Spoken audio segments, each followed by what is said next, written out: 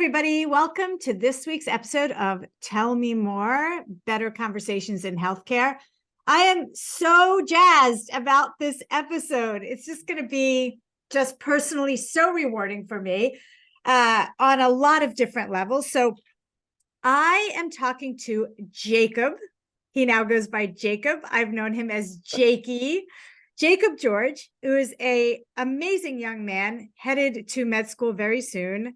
If you haven't guessed already, I know Jake personally. I've known him since he was a wee baby. Our kids grew up together. Jake and my son are the best of friends. But I don't do podcast episodes just with people I like. There's always a purpose and a mission. So the purpose of today's episode is to talk about something so important, and that is the paucity of bone marrow donors in this country and why we need to do something about that. So for those that don't know, Jake has had his own medical trial, which made him quite passionate about bone marrow donation specifically. So Jake, welcome to the show. Thank you so much for having me on, Dr. Meyer. It's so weird calling me that, but we'll keep it slightly professional. So Jake, can you tell our audience, in sort of layman's terms, what you went through 5 years ago now, I guess? Yeah, 5 years, and I think this winter will be 6 years since I was first diagnosed. Wow.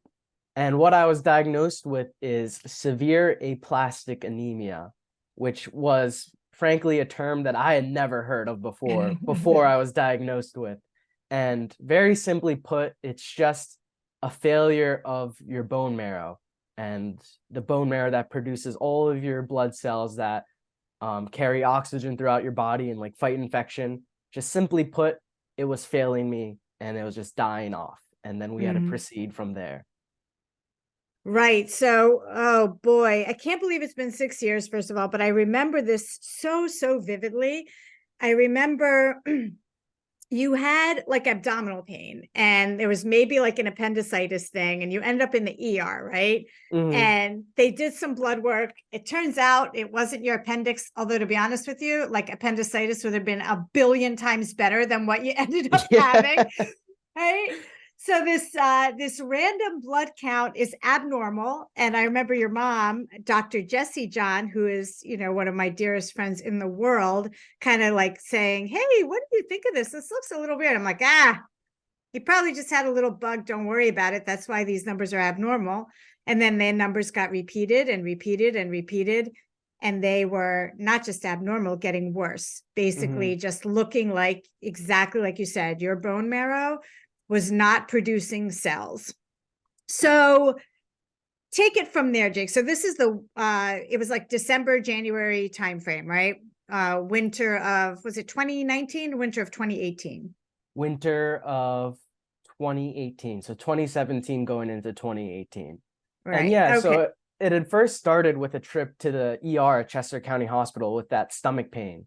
And they ruled out appendicitis. They he's fine. You'll be fine. Just continue to monitor that. But then over time, it just kept getting worse, in which that at the time I was just a teenager. I'd be playing video games in the basement. I walk upstairs to the kitchen and I'm visibly fatigued and lightheaded just from going up the stairs.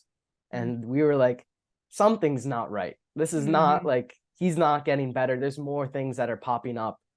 And what we had to do from there is that we got these bone marrow biopsies at CHOP in King of Prussia, in which they took some bone marrow out of my hip bone. Basically, they stuck a needle into my bum area, and they did an analysis of that, and to confirm that, yeah, my bone marrow is not working anymore. It's disappearing, and we need to do something about it.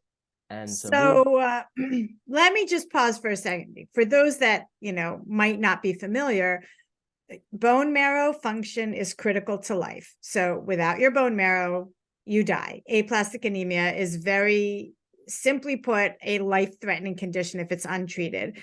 Number one, I just want to be super clear about how critical this Mhm. illness was. And number two, a needle in your bum, that sounds like, somebody giving you a weird vaccine or penicillin shot. But what you really had was like a gigantic bore drill into your hip bone so that bone marrow could be extracted. So immediately, like, that's not a fun procedure.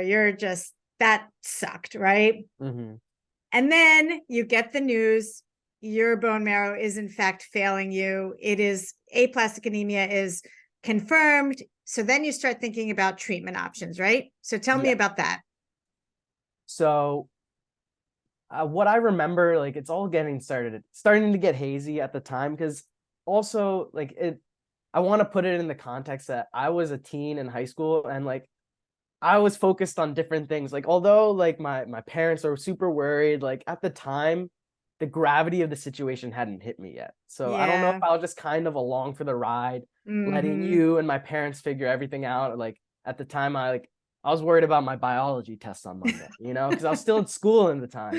Right. But I remember that we would I would sometimes take off from school to visit these different hospitals. Like we went to Philadelphia, we went to Manhattan, we went to Baltimore, and we would get all these different opinions from different hematologists about what we should do.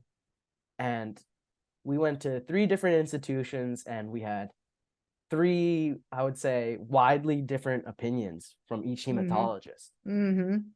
And I remember that in Philadelphia, the treatment program they were recommending is a stem cell transplant, and it was very scary to me. They were like, you're gonna have to get this done, you're gonna go have to they explained it to me as if it was cancer treatment, because it was very similar. Like, you're gonna have to go through chemotherapy, radiation, and get this stem cell transplant. And guess what, this whole time you're gonna be alone in a room by yourself for months on end. Oh, That was Jesus. so frightening to me. So we were like, yeah, we don't want to do that. Mm. But let's go find a better opinion that we like more. And then we all went up to Manhattan. And at this institution, they had said that we have 2 different options. We can do one, that's scary stem cell transplant, which sounds terrible, but it's curative. We won't have to worry about this aplastic anemia ever again for you. Or our other option is to do what I think is, what was it? Just immunosuppressant therapy. Did you Mm-hmm. confirm that? Yeah. Yeah. And they say it's less intense than this stem cell transplant, but you'll have to be doing this treatment for the rest of your life. From 17 to the end of your life, you're going to have to be dealing with this. Like, aplastic anemia is always going to have some real estate in your mind, something to worry about. Yeah. And we didn't like that. Since I was 17, we wanted to get over this obstacle and have it in the rear view mirror and just Yeah. move on. Yeah. And that, I remember that hematologist, he's leaning more towards that treatment of dealing with the rest of your life, because he knew that the stem cell treatment could be really intense. Mm-hmm. And then so finally we went down to Baltimore, and that's the hematologist that we settled with. And what I remember first that also just made a huge impact on me during that visit with him is that he turns to my parents and he just goes, listen, Jake is going to be okay. That's the first thing. Before talking about any options or anything, what the logistics of the treatment or whatnot, he's just like, listen, he's going to be fine. We'll get through this. And you could feel like the just weight off my shoulders. Like, my mom's a pediatrician, but she wasn't a doctor in that room. She was just a Oh, worried hell mom. no. Yeah. Hell She no. was just Yep. scared out of her mind, right? And Right. you could see that, like, tons of weight just lifted up off of her shoulders. And so I'm gonna drop his name because I love him so much. Yes, please. Dr. Brodsky, he was heavily leaning towards the stem cell treatment, but his protocol was very different from the other ones that we heard. Mm-hmm. He had treated it like more as an outpatient treatment kind of. I'd go into the hospital, I'd get my medications, get my chemotherapy, and then I'd go home for the day if Mm-hmm. everything stays well. Like, I can go home, I can hang out with my family, I can see my friends occasionally if they're wearing masks and all that. And we really liked how that was a lot more friendly of a treatment protocol. So ultimately we went with them. So let's pause for a second, because Mhm. you said so many critical things. First of all, when you say we went to Philly and Manhattan and Baltimore, you went to world-class centers in those Mhm. places, right? So 100%. Sloan Kettering, Hupp, and Johns Hopkins, and Dr. Brodsky's at Johns Hopkins. So, it's not like you were kind of dancing around, let's see if we could do this in our backyard kind of thing. You were prepared to go wherever you had to go to get the Yeah. best treatment, right? Mhm. And then, I was in many of those visits, and oh my God, I could cry just talking about it again. But I think that as a patient, or as someone who loves a patient, those words, "he is going to be okay," like, period. It doesn't even matter what else comes after that, because there's so much to unpack in that simple sentence. One is, that's a fact, you're going to be okay. But the other thing is, this particular doctor knows this condition so well, and this treatment so well, and has treated so many people just like you so well, that he just knows. He just has that confidence. So to me, as someone who's terrified, and I could only imagine what your mom and dad were going through, but just to know, like, someone just took this from me. Someone took this fear from me, because he knows better than I do. And, for those that don't know, it sucks ass being a doctor and being in the position of being a patient, or someone who cares about a patient, because you know enough to be terrified, but it's not your thing, right? You need Mhm. the person whose thing it is to make you feel better. So I agree with you 100%, Jake. I mean, Hopkins is obviously Hopkins, and the protocol was so much more gentle. But Dr. Brodsky is the beginning and end of that whole thing, and very simply just with that sentence, just like you said. And so, but you make it sound like you're going to go down to Baltimore, you're going to get a thing, and then you're going to come back to Downingtown and chill, right? That's not what happened. Yeah, no, it wasn't what happened at all. Because in my head, like, I don't know, as a kid, you still have that invincibility mindset, right? That Yeah. mentality, right? It's Yep. whatever. Like I'm nothing. Like I'm gonna live forever, right? You don't think anything's gonna be. You don't think the rug's ever gonna get pulled out from under you. Mm-hmm. And what had happened is that the process took a lot longer and a lot more inpatient stuff than I expected during that journey. And So Dr. Brodsky is very clear, like, stem cells the way to go. mhm, Um, and tell me about that. So where do these stem cells come from typically? they come from generous donors, and mine happened to be my own big brother. Wow. So at this time, they, if correct me if I'm wrong, but it's called HLA typing, in Yep. which there are certain genetic markers in everyone's bone marrow and blood that Mm-hmm. they look for when matching someone. You can't just Yep. take any random person's blood bone marrow and give it to me, because my Yep. body will probably just reject it, Yep. and that's a whole case of bad news. So Right. the first steps before I started the treatment was to see if I had a match with anyone.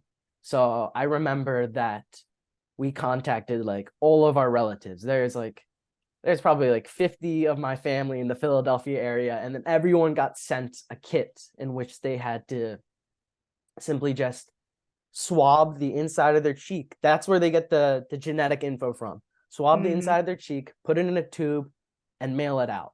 And so all of my cousins, my aunts, my uncles, and my brother, who was out in Pittsburgh at the time, completed that.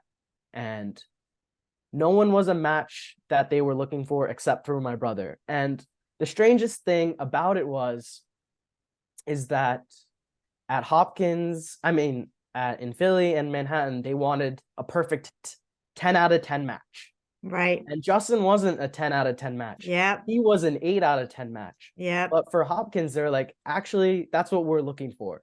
He's perfectly imperfect. And something about their protocol, that him being an 8 out of 10 match, they were like, Justin is good to go. We can do this. So yeah, I remember that distinctly too. First of all, your brother, Justin, is a 10 out of 10 in my eyes in every which way. So we will not disrespect him and call him in any way.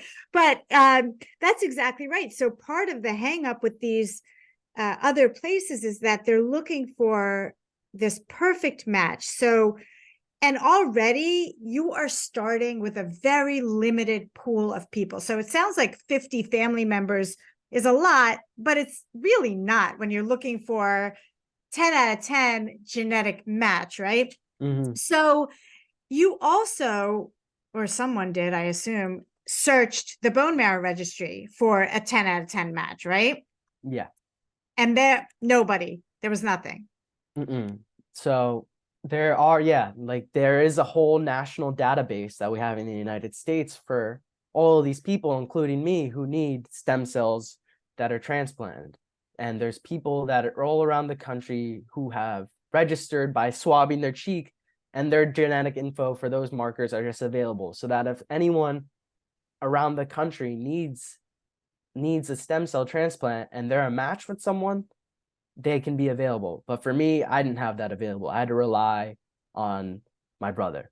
So it's kind of like something in between, like when you donate blood and your blood is typed and crossed, and, for someone to get blood, they have to be a match, and a solid organ transplant where you register to be an organ donor. So stem cell, I would say, is somewhere in between there.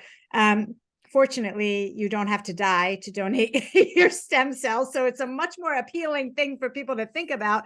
But still, the genetic markers are a huge barrier. And tell me what you know, Jake, about, and because I just want our audience to hear you talk about it. This is so important, about the ethnic diversity within the US bone marrow registry. So who signs up to donate bone marrow or stem cells? Is it like everybody? Is it a giant melting pot of donors?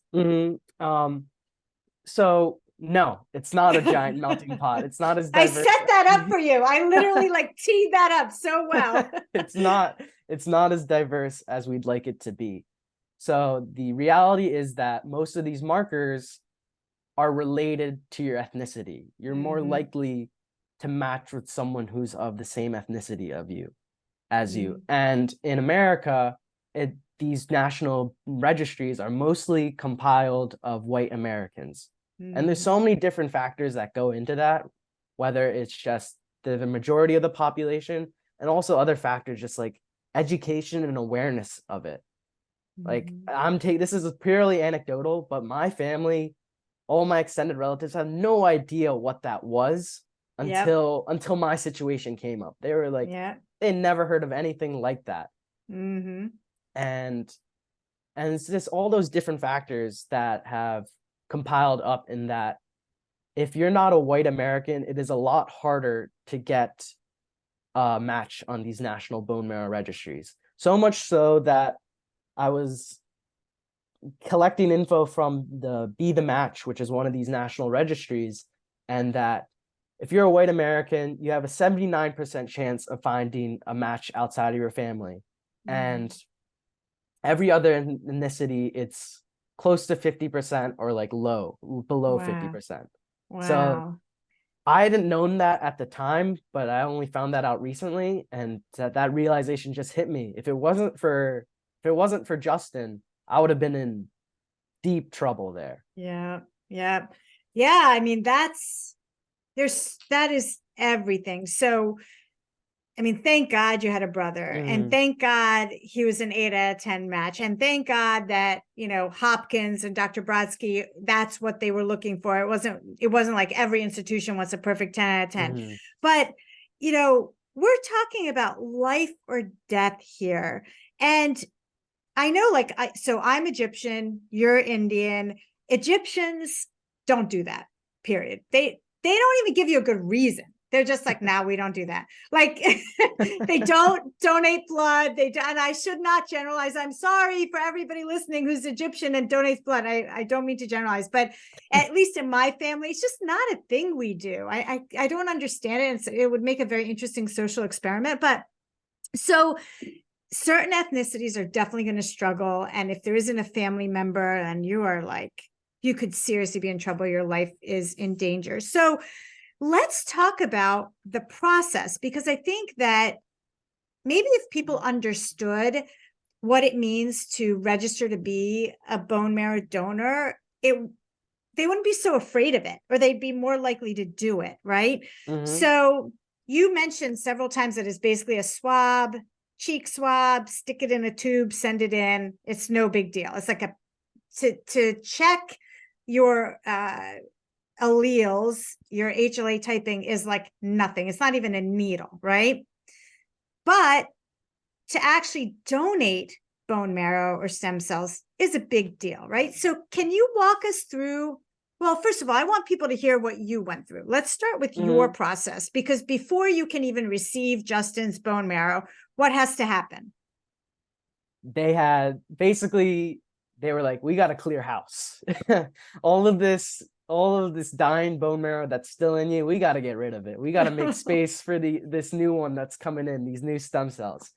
So that was what they were calling like if day 0 was the day I received the transplant from Justin, the days before that was like day -30, basically. So I had to go through a lot of different things to prepare my body for this transplant. I went through chemotherapy and radiation and all these other therapies to basically suppress my immune response so that I'd be able to receive Justin's without fighting it off. And what was that like for you?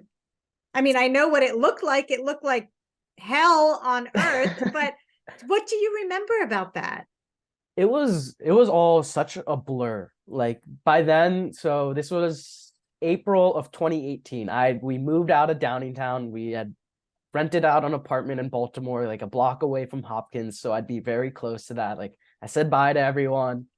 And after that, it was all like a blur, especially as a teenager there, because I wasn't in the pediatric side of Hopkins. Because Dr. Brodsky, he's an adult hematologist.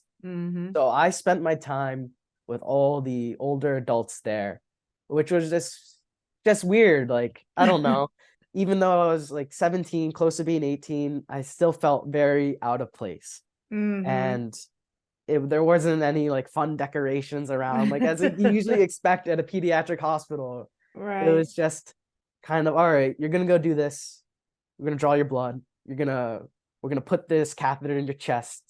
Then we're just gonna XYZ. And that was every day in, day out. It all became such a blur. I felt like I was not even in the passenger seat of the car. I felt like I was all the way in the trunk, just in this car that was going. Like I just did my thing day in and day out and went home. Not home, back to the apartment. And I want to stop for a second, because this apartment, right? So when Dr. Brodsky is telling you like your protocol is, you get to do your stuff and then you get to go home. We were joking about how you're not going home to Downingtown. You're going home, meaning you get to leave the hospital. You don't have to sleep in the hospital. But, for us as a family, like the apartment is like capitalized, capital THE, capital A, the apartment. And like, just thinking about it just gives me shivers and makes me nauseous, because honestly, yes, it was nice to leave the hospital, but it was just an extension, right? It was an extension of the place. It was not home to you. We tried to make it home. Your parents were there, your brother was there, but really you were displaced for sure. So you do your day-to-day stuff from day -30 or -45 or whatever. And then your bone marrow is cleared out. So your immune system is shot, right? Because now you have zero immune system. You've got chemo, you've got radiation. So what was that like for you? You couldn't really have visitors, right? It it sucked. We had to be super, super careful about everything.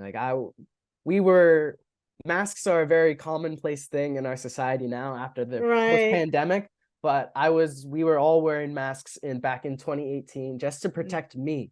Mm-hmm. And at that critical period in time, there were like no visitors allowed. It was just the immediate family was allowed to see me because any infection I caught, even the slightest cold would take me out.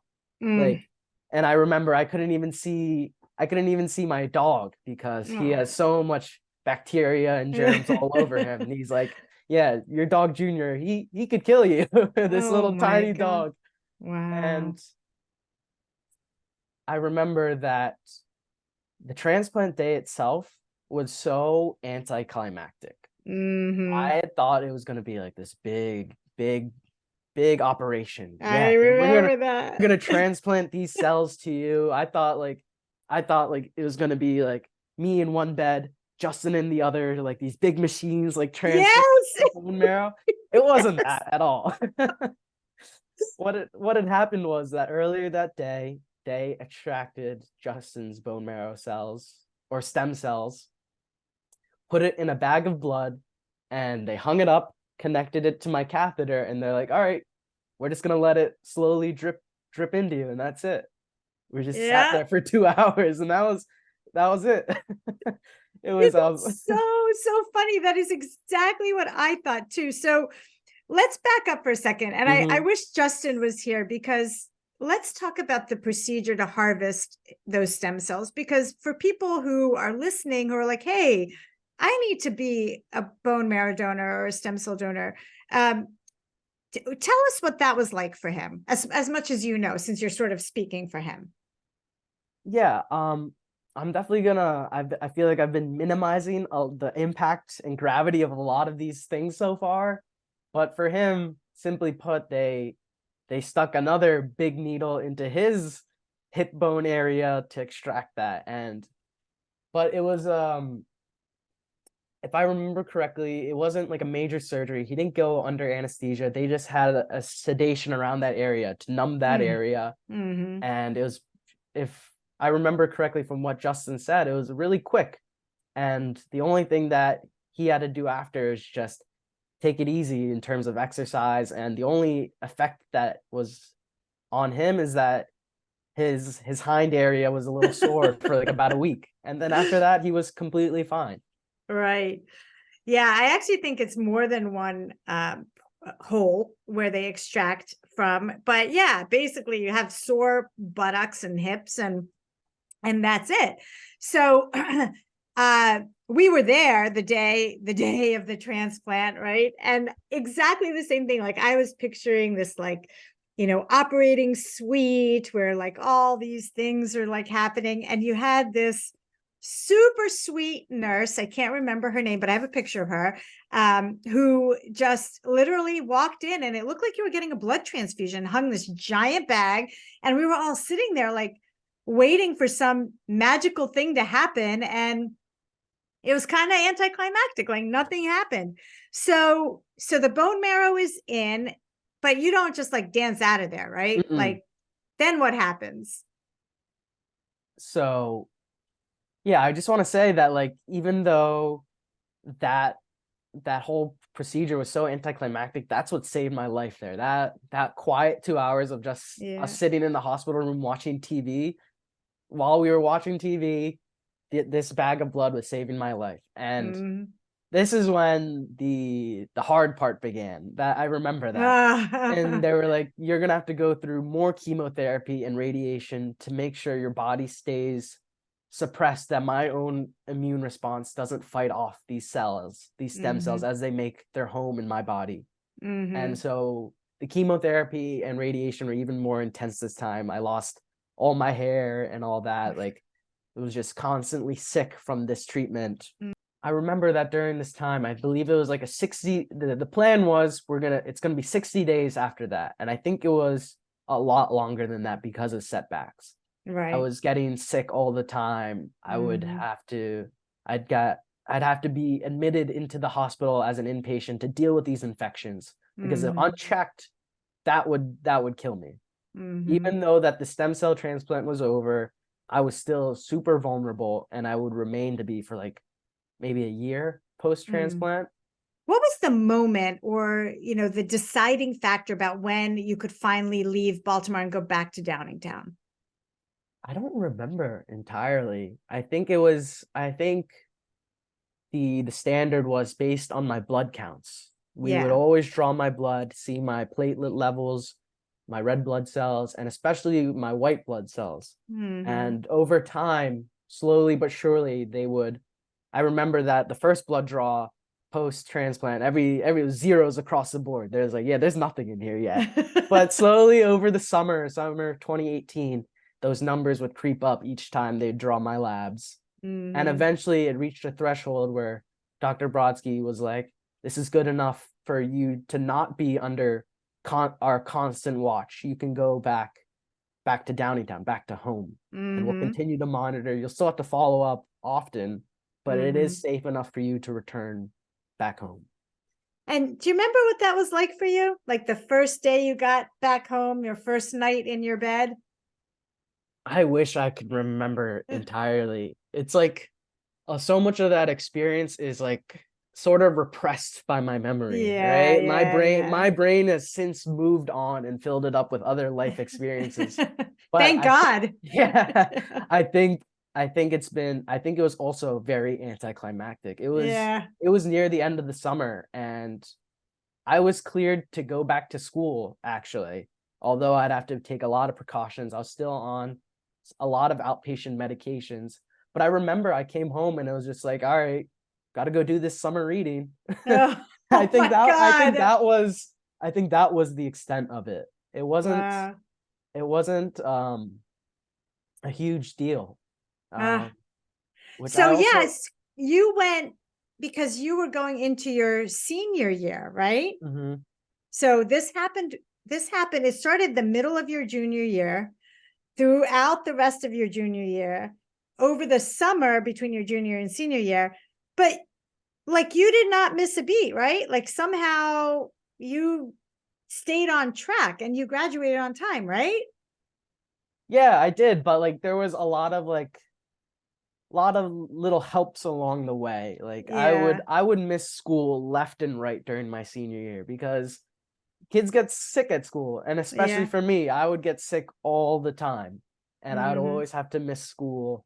And I remember that like it wasn't it wasn't a setback in terms of schooling. I still graduated on time with my class, but it was very a setback emotionally and Yeah. socially, right? Mm-hmm. Mm-hmm. Like during that summer, I in my head before everything happened, it was supposed to be the best summer ever. I just had my license.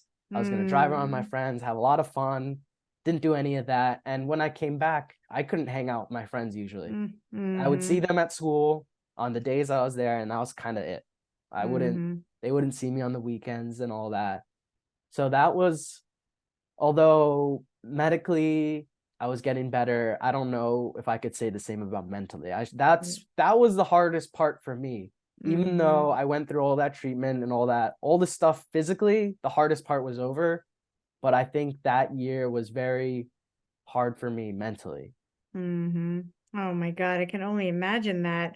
I mean, because you still have to wrap your head around the fact that you could have died, and Hmm. then all of the procedures and the process, and then also just that you're not done yet. Like you still have to stay on immunosuppressants, and you still have to keep going back to Hopkins, and every time you cough or sneeze, like the world has to stop for a second. So Yeah. Uh-oh. yeah, I mean the weight of that was just huge.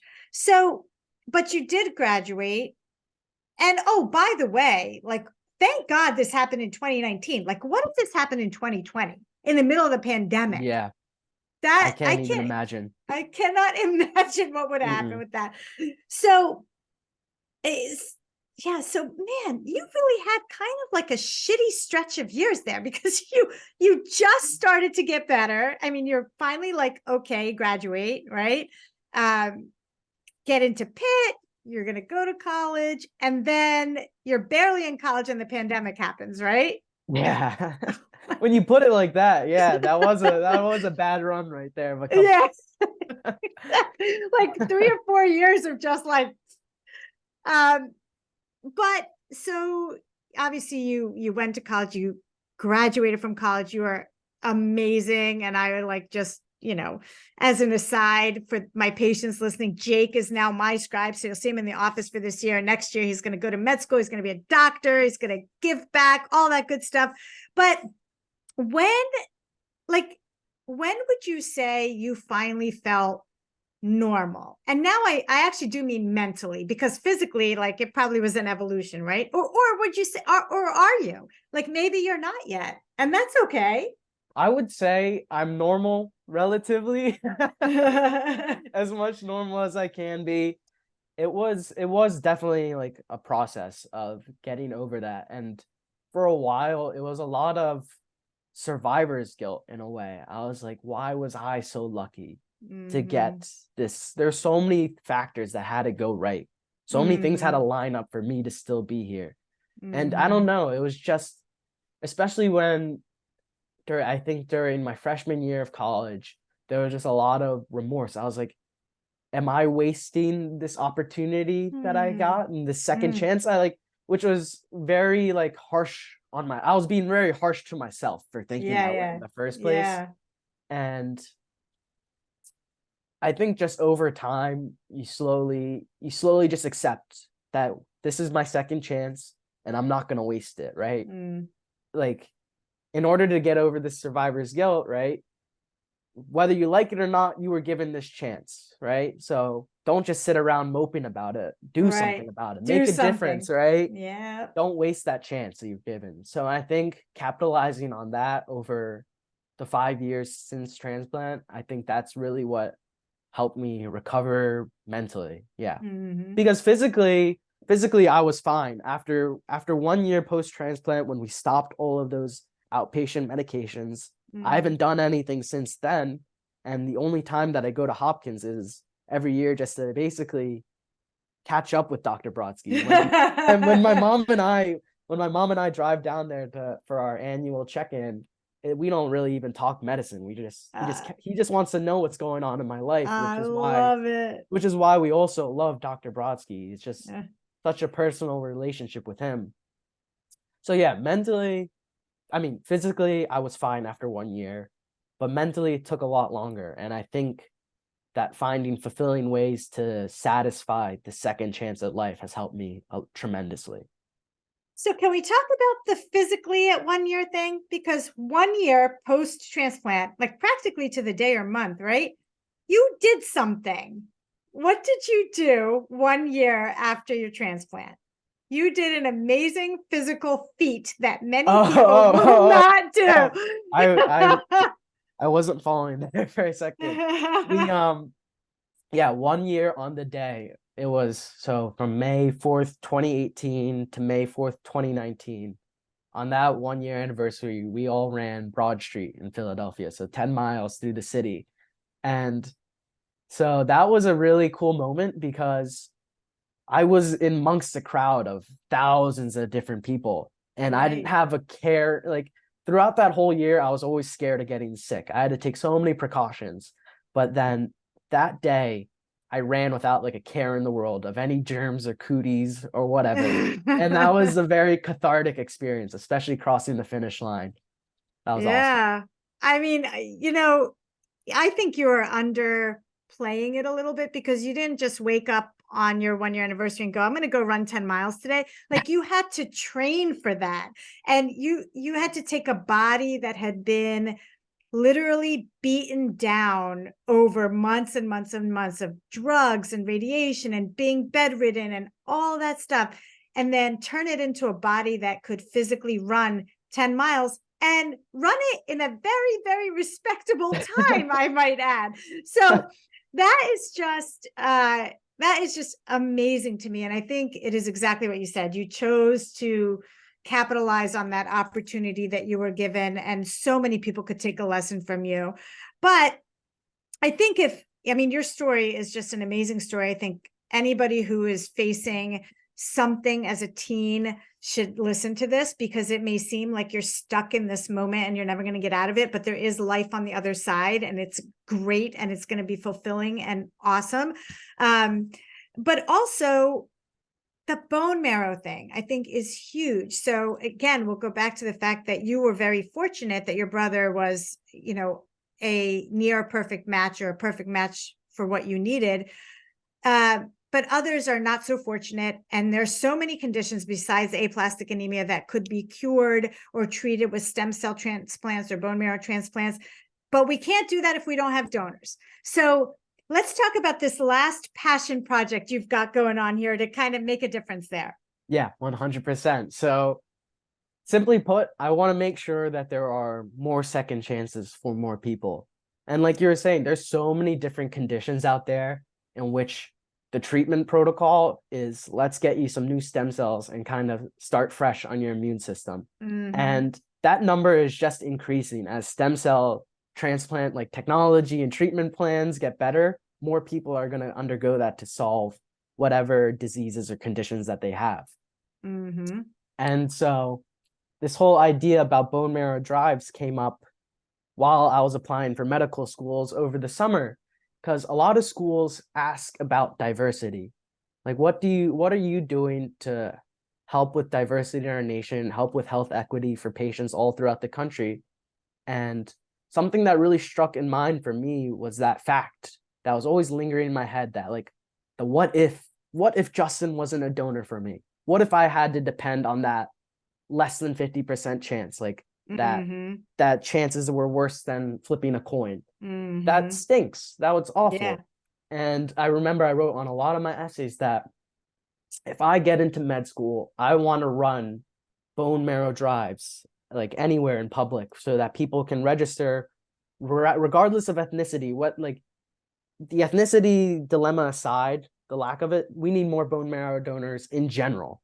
So anyone from any race or ethnicity can register. And I wanted to be a proponent of that, give people the education and awareness that this ability to save someone's life is available.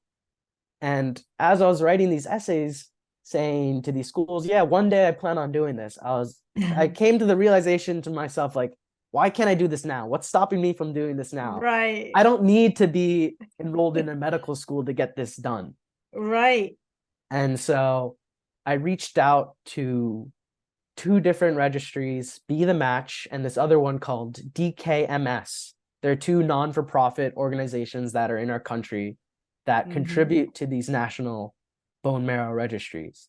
And all I simply asked is, can I host a drive? And both places gave me a resounding yes, please. Actually, we would love for you to do this.